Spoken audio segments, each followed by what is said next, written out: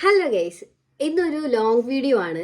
എല്ലാവരും എൻ്റെ അടുത്ത് റിക്വസ്റ്റ് ചെയ്യുന്ന ഒരു കാര്യമാണ്, ചേച്ചി ഷോർട്ട് വീഡിയോ മാത്രം അപ്ലോഡ് ചെയ്യല്ലേ, വല്ലപ്പോഴൊക്കെ ഒരു ലോങ് വീഡിയോ ഇടാൻ വേണ്ടിയിട്ട്.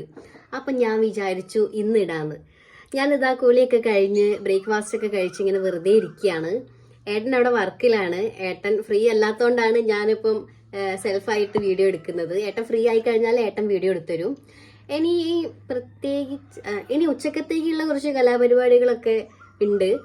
അപ്പോൾ അതൊക്കെയാണ് ഞാനിപ്പോൾ കാണിക്കാൻ വേണ്ടി പോകുന്നത്.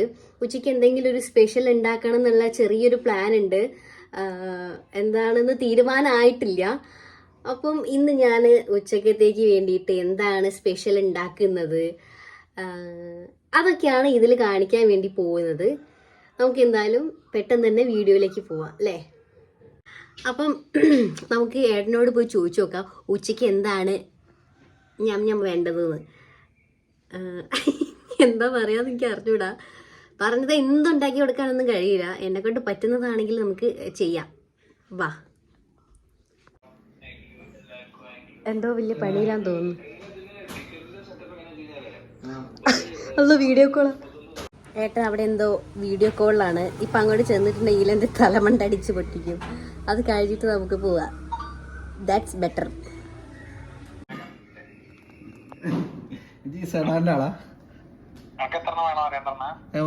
കോള് വൈൻഡപ്പ് ചെയ്തിട്ടുണ്ട്. ചോദിച്ചോക്കാം.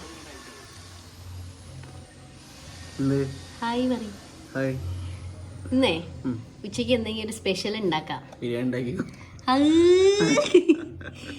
ബിരിയാണി വേണ്ട, ബിരിയാണി മാറ്റിപ്പിടി.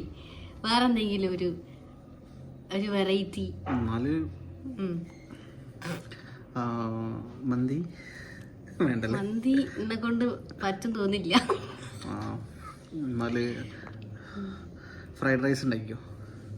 ആ, അത് നല്ലൊരു ഓപ്ഷനാണ്. അതിനുള്ള സാധനങ്ങളൊക്കെ ഇവിടെ ഉണ്ടാവും. ഇല്ല, അയ്യോ, ഞാൻ ലിസ്റ്റ് തരാം. ചിക്കൻ ഫ്രൈഡ് റൈസ് അല്ലേ? അപ്പൊ നമുക്ക് ചിക്കൻ ഫ്രൈഡ് റൈസ് ഉണ്ടാക്കാം.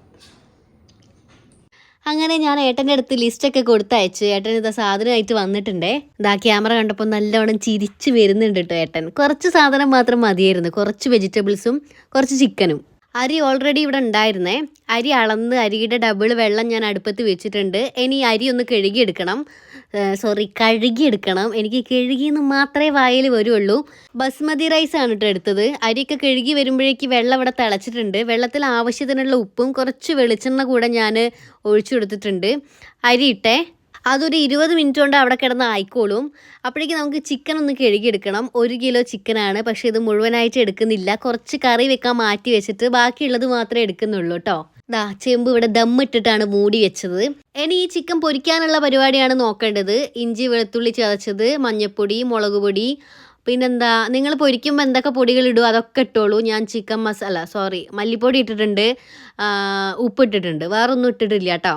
ചിക്കനൊക്കെ കൈ വെച്ച് തന്നെ നല്ലോണം കുഴച്ചെടുക്കണം, എന്നാലേ മസാലയൊക്കെ എല്ലാ ഭാഗത്തും പിടിക്കുള്ളൂ. മസാല തേച്ചതിന് ശേഷം കുറച്ച് സമയം മാരിനേറ്റ് ചെയ്യാൻ വേണ്ടി വെക്കാം. ആ സമയം കൊണ്ട് നമുക്ക് ഇവിടെ വേറെ പരിപാടി ഉണ്ട്. വെജിറ്റബിളൊക്കെ അരിഞ്ഞു വെക്കണേ. നിങ്ങൾക്ക് എന്തൊക്കെ വെജിറ്റബിൾ താല്പര്യമുണ്ടോ അതൊക്കെ എടുക്കാട്ടോ. ഞാനിവിടെ ക്യാബേജ്, ക്യാരറ്റ്, ബീൻസ്, ക്യാപ്സിക്കം ഇത്ര മാത്രമേ എടുത്തിട്ടുള്ളൂ.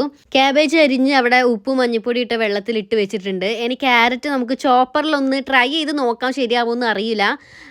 പരീക്ഷണാർത്ഥം ചെയ്തതായിരുന്നു, പക്ഷെ നല്ല കുനുകുനാക്കി ഇട്ടിട്ടുണ്ട് കേട്ടോ ചോപ്പറിൽ ഇട്ടിട്ട്. ക്യാപ്സിക്കം കുറച്ച് വലിയ കഷ്ണങ്ങളായിട്ട് തന്നെ അരിഞ്ഞെടുക്കുന്നുണ്ട്. ബീൻസും അതുപോലെ തന്നെ ചെറുതായിട്ട് അരിഞ്ഞ് വെക്കാം. വെജിറ്റബിൾ ഒക്കെ അരിഞ്ഞതിന് ശേഷം ഞാൻ ചിക്കൻ പൊരിച്ചു. ആക്ച്വലി ഞാനിവിടെ ഒരു തട്ടുകട സ്റ്റൈൽ ഫ്രൈഡ് റൈസ് ആണ് കേട്ടോ ഉദ്ദേശിക്കുന്നത്. ശരിയാവോ ഇല്ലയോ എന്ന് അറിഞ്ഞൂടാ. അപ്പോൾ ഇതിന്റെ ഫൈനൽ റിസൾട്ട് കാണണമെങ്കിൽ വീഡിയോ മുഴുവനായിട്ടിരുന്ന് കാണണേ. നമുക്കേ കുറച്ച് വെളുത്തുള്ളിയുടെ ആവശ്യം കൂടെ ഉണ്ടായിരുന്നു, അത് ഞാൻ മറന്നുപോയി. ഞാൻ അതും കൂടെ കുനുകുന അരിഞ്ഞ് അവിടെ മാറ്റി വെച്ചിട്ടുണ്ട്. അപ്പോഴേക്ക് ചിക്കനൊക്കെ നല്ലോണം റെഡിയായി സെറ്റായിട്ടുണ്ട്. നമുക്ക് ഓരോന്നായിട്ട് എടുത്ത് മാറ്റാട്ടോ. ചിക്കൻ പൊരിക്കുന്ന സമയത്ത് ഏട്ടനെ ആ 7 അയലത്ത് ഞാൻ നിർത്താറില്ല, അതിന്റെ ക്വാണ്ടിറ്റി കുറയും.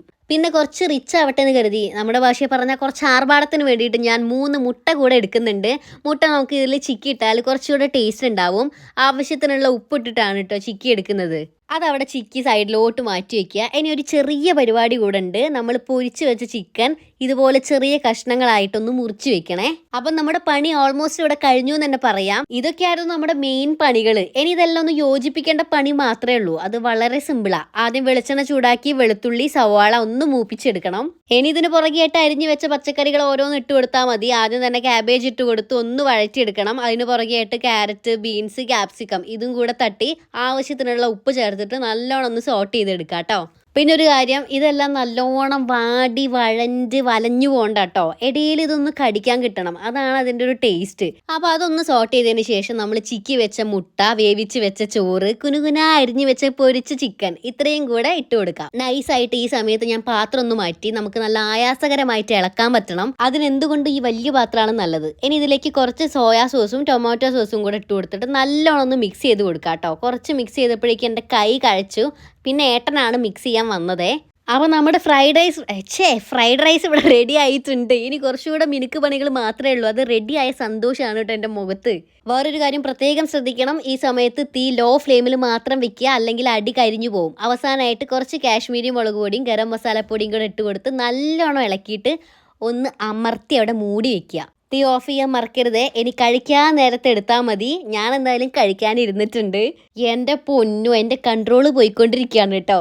നമ്മൾ മാറ്റി വെച്ച ചിക്കൻ കൊണ്ട് അമ്മ നല്ലോണം കുറുക്കി ഒരു കറി വെച്ചിട്ടുണ്ട്. അതുകൂടെ സൈഡായിട്ട് ഞാൻ എടുത്തിട്ടുണ്ട്. പക്ഷെ ഞാനൊരു കാര്യം പറയട്ടെ, ഇതിലേക്ക് കറിയുടെ ആവശ്യമേ ഇല്ല കേട്ടോ. ഉള്ള കാര്യം പറയാലോ, കിട്ടില്ലെന്നാണ് കേട്ടോ. ഞാൻ ഇത്രയും പ്രതീക്ഷിച്ചിട്ടില്ല. ആവശ്യമുണ്ടെങ്കിൽ മാത്രം കുറച്ച് ടൊമാറ്റോ സോസ് കൂടെ സൈഡിൽ വെക്കാം. എല്ലാവരും ഒന്ന് ഉണ്ടാക്കി നോക്കണം. ഞാൻ വെറുതെ പറയില്ല, അടിപൊളിയാണ്. കുറച്ച് വെജിറ്റബിളും കുറച്ച് ചിക്കനും കിട്ടിയാൽ കാര്യം കഴിഞ്ഞില്ലേ. നമുക്ക് എന്തായാലും അടുത്ത വീഡിയോയിലൂടെ കാണാം. ടാറ്റാ.